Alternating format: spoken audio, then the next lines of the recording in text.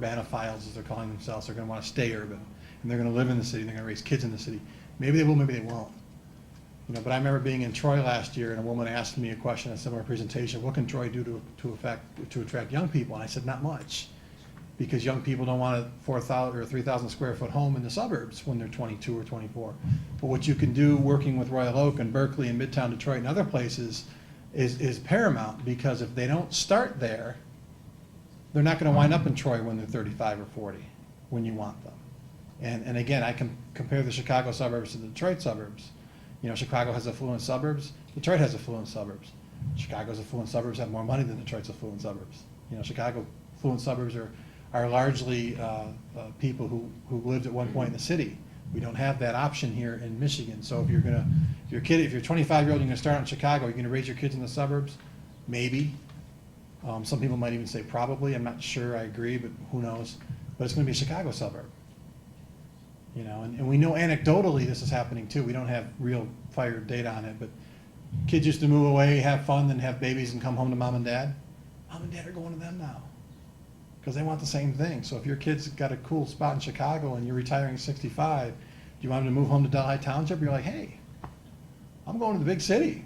And it's anecdotal, but we're seeing that quite a bit now. So would then you would, I guess, assert that this new urban revitalization has to start in the city centers, yes. In downtown? City centers are absolutely needed to be important places.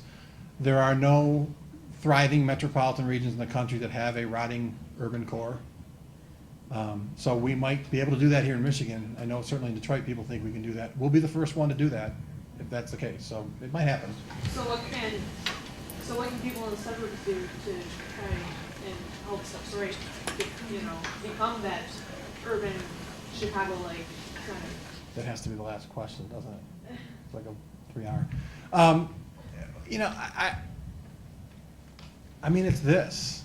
I mean, it's what we talked about. It's pushing legislators to think about this from a regional or a state perspective. I mean, legislators still want to say, hey, I brought more money home to Delhi Township. Well, if they did it at the expense of downtown Lansing, or is that good for the region? Probably not.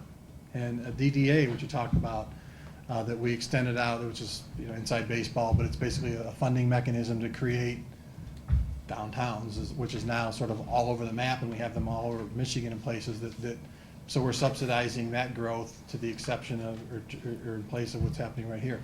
How many places where you drive, you get off the highway and there's 14 McDonald's and Arby's there, and there's a rotting, downtown 2 miles away because it's not close enough to the highway. I mean, those are all decisions that we are making as a state, that we as taxpayers, that we as citizens are sort of allowing to be made, that don't make sense. And supporting things like transit. I mean, you may not ride a train in Detroit if you live in New Delhi Township or whatever, or you might not ride something I still dream about up and down Michigan Avenue here, or connecting the downtown and East Lansing. But I'm telling you, the economy's not going to take off without it. So whether you're going to ride it or not, it's important.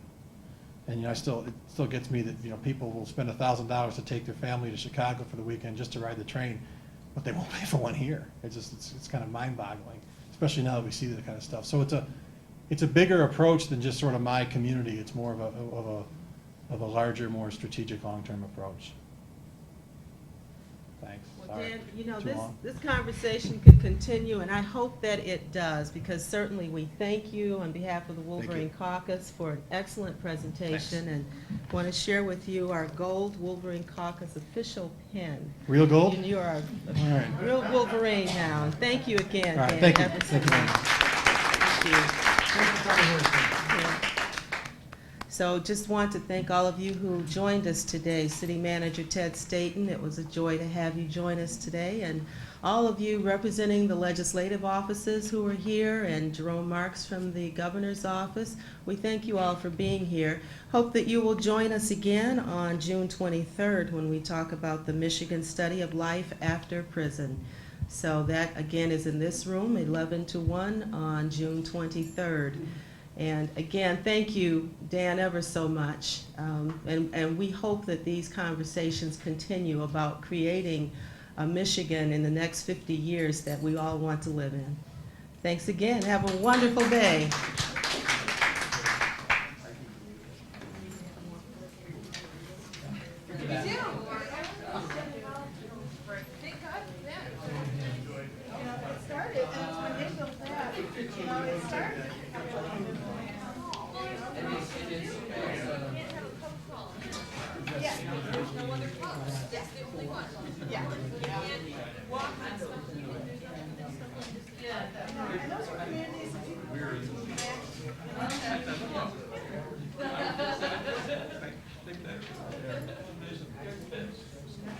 Oh, it is. You want to ride back? I'm right across the street. Turn it down. Where's the trash? You know, community college presidents would say they're the answer to the issue with the 20-year. Oh,